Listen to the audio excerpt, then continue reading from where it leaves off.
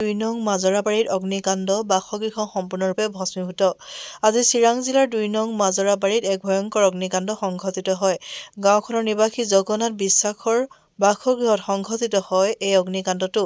খবৰ পাই বিজনীৰ অগ্নি নিৰ্বাপক বাহিনী ঘটনাস্থলীলৈ ৰাওনা হয় যদিও অগ্নি নিৰ্বাপকৰ গাড়ী জগন্নাথ বিশ্বাসৰ বাসগৃহলৈ যোৱাৰ উপযুক্ত পথ নথকাৰ বাবে ঘটনাস্থলীত অগ্নি নিৰ্বাপক বাহিনী উপস্থিত হ'ব পৰা নাই। ইফালে অগ্নিকাণ্ডত জগন্নাথ বিশ্বাসৰ বাসগৃহ সম্পূৰ্ণৰূপে ভস্মীভূত হয়। অগ্নিকাণ্ডৰ কাৰণ জানিব পৰা হোৱা নাই। অগ্নিকাণ্ডৰ ফলত প্ৰায় ৫ লক্ষাধিক টকাৰ ক্ষতিসাধন হয়। মই বেলেগ জেগাত আছিলোঁ, তাৰে পৰা আহি জুইখন লাগা দেখা পাইছোঁ। আনুমানিক কিমান টকাৰ ক্ষতি হৈছে আপোনাৰ? ঠিক আছে, মোটামুটি ৬-৭ লাখ টকাৰ আপোনাৰ গোটেই ঘৰখন পুৰি গৈছে? গোটেই ঘৰখন পুৰি গৈছে। কেইটা ঘৰ পুৰিছে আপোনাৰ টকা? 2টা ঘৰ পুৰিছে। দুটা ঘৰ? আৰু এটা চৰকাৰী ঘৰ আছে, এইখানতো লাগব পৰা নাই। ৰাইজে আমাক সহায় কৰিছে, অলপ ভালেখিনি সহায় কৰিছে।